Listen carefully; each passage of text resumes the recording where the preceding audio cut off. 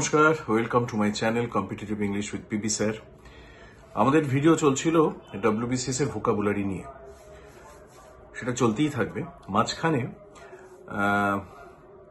I was requested by one of my students, actually many of my students, to make a video on literary devices, যেটাকে আমরা বলি rhetoric devices।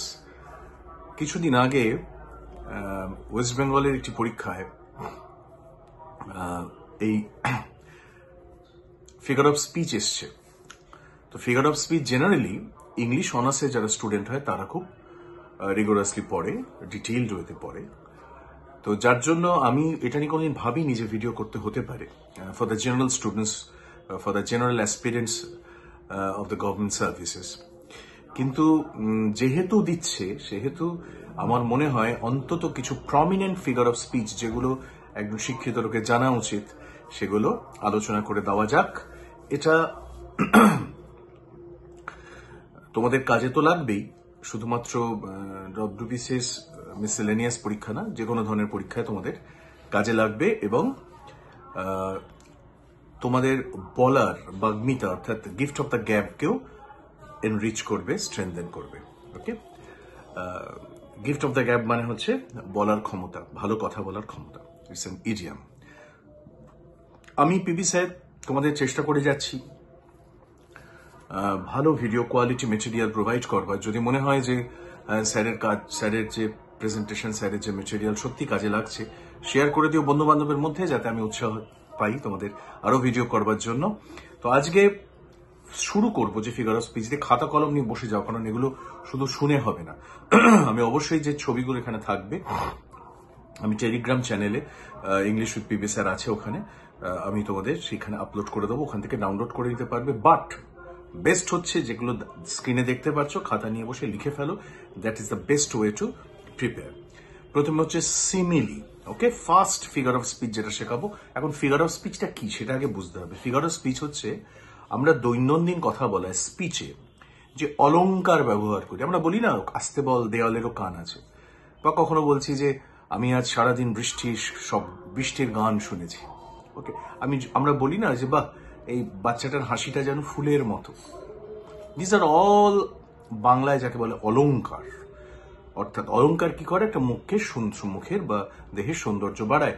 তেমনি figure of speech কি করে, আমাদের কথাবার্তার যে সৌন্দর্য, স্পিচের যে সৌন্দর্য, ল্যাঙ্গুয়েজের যে ভাষা আমরা কথা বলি, তার সৌন্দর্য বাড়ায়। Okay, so figure of speech should be treated as ornaments of our speech. সেই অর্নামেন্টগুলো কি, যেগুলো আমরা ব্যবহার করলে আমাদের কথা বলার যে ক্ষমতা বা কথা বলার যে ধরন, তার যে চরিত্র, সেটা অনেকটা এনরিচড হয়, অনেকটা সুন্দর হয়, তোমার বাগ্মিতা বাড়বে। Okay, you will be equipped with gift of the gab. First simile, SIMILE। এবারে স্ক্রিনে চোখ রাখো। Simile spelling SIMILE। দেখো সিমিলি ডেফিনেশনটা কি, ফার্স্ট ডেফিনেশনটা পড়বো, তারপর বোঝাবো। In a simile, an explicit comparison is made between two unallied things or ideas. Bangla কথা হচ্ছে এই ডেফিনেশনটার যে ট্রান্সলেশন সেটা হবে, সিমিলিতে একটা অত্যন্ত পরিষ্কার করে দুটো আলাদা বস্তুর মধ্যে তুলনা করা হয়, স্পষ্টভাবে। Explicit comparison is made between two unallied things, দুটো অপরিচিত অন্য বস্তুর মধ্যে কম্পেয়ার করা হয়। একটা উদাহরণ দিলেই বুঝতে পারবে যে সিমিলি কি। ধরো আমি যদি বলি the player is running like a tiger. খেলোয়াড়টা বাঘের মতো দৌড়চ্ছে।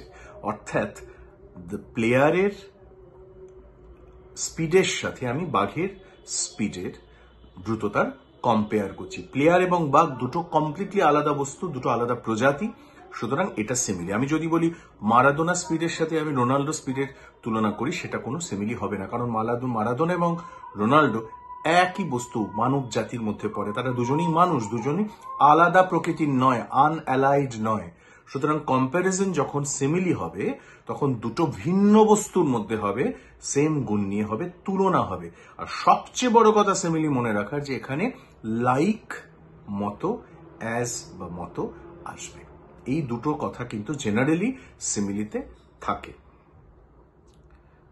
যেমন ধরো, the burglar moves like a cat. স্ক্রিনে দেখতে পাবে, কয়েকটা উদাহরণ আমি তুলে ধরছি। The burglar moves like a cat. Burglar মানে হচ্ছে যে চুরি করে, চোর, ভেঙে তালা ফালা ভেঙে যে চুরি করে, বার্গল করে, সে ক্যাটের মতো মুভ করছে। ক্যাট এবং বার্গলারের যে ক্যাটের যে সাইলেন্টলি চলার ক্ষমতা, সেই ক্ষমতার সাথে বার্গলারের ক্ষমতার এখানে কম্পেয়ার করা হচ্ছে। সুতরাং দেখো, লাইক এ ক্যাট আছে, this is a simile. Simile, okay, SIMILE। দেখো তারপরে দেখো আরেকটা এক্সাম্পল দেখো, her locks were yellow as gold. আমি যেগুলো সোজা তোমাদের জন্য সেগুলো বলছি, যেগুলো অত্যন্ত লিটারারি ওয়ার্ডস রয়েছে, যেগুলো পরীক্ষায় আসার চান্স নেই বা যেগুলো মনে রাখতে কষ্ট হবে, সেগুলো আমি স্কিপ করছি consciously, because you are not a student of literature, you are preparing for competitive examination, সেটা মাথায় রাখতে হবে আমাকে। ওকে, দেখো থার্ড এক্সাম্পলটা দেখো, red as rose as she. কোলরিজের লেখা একটা লাইন, যে তার মুখটা বা তাকে রোজের মতো, রোজের যে কালার, রোজের যে গ্ল্যামার, তার যে লালিমা, তার যে সৌন্দর্য রোজে, সেই সৌন্দর্যের সাথে মেয়েটির সৌন্দর্যের তুলনা করা হচ্ছে। ওকে, এখানে দেখো অ্যাস কথাটা আছে, সুতরাং simile. Her locks were yellow as gold. তার যে লক্স কাকে বলে, চুলের যে লক, সেটা গোল্ডের মতো ইয়েলো, অর্থাৎ গোল্ডের যে কালার, তার লকের যে মেয়েটির লকের যে কালার, লক্সের যে কালার, সেটার সাথে দুটো কালারের তুলনা করা হচ্ছে। গোল্ড এবং lock different object. I wandered lonely as a cloud ওয়াটসওয়াদার। একটা ক্লাউডের মতো একা আমি, এক টুকরো মেঘের মতো একা একা আমি ঘুরে বেরিয়েছিলাম। These are all simile. খেয়াল করে দেখো, প্রত্যেকটাতে অ্যাজ, লাইক, এই দুটো আমরা সব সময় পাচ্ছি, এই দুটো শব্দ। ওকে, সো দিস ইজ সিমিলি। আমার মনে হয় সিমিলি নিয়ে আর বেশি বলার দরকার নেই। সহজ কথা মনে রাখতে হবে, যেখানেই মতো কথাটা থাকবে, লাইক আর অ্যাজ কথাটা থাকবে, এবং দুটো ডিফারেন্ট অবজেক্টের মধ্যে কম্প্যারিজন হবে, এবং যে কম্প্যারিজনটা এক্সপ্লিসিট, কথাটার মানে হচ্ছে পরিষ্কার করে বলে দেওয়া হচ্ছে মতো, অ্যাজ অথবা লাইক, তখনই সেটা হবে সিমিলি।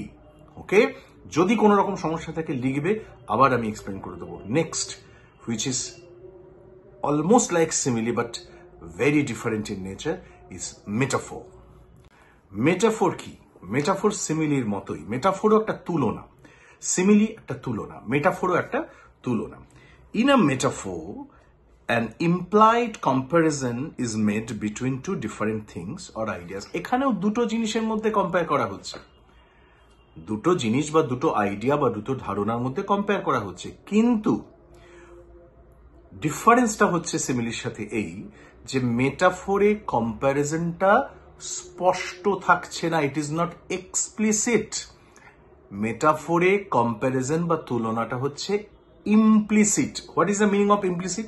যে অব্যক্ত, ওটা লুকোনো আছে। আমি তোমাদের একটা সহজ উদাহরণ দিচ্ছি। ধর আমি যদি বলি Messi is running like a tiger, একটু আগেই বলেছি লাইক এ টাইগার, টাইগারের স্পিডের সাথে মেসির স্পিডের তুলনা করা হচ্ছে, this is A clear case of simile.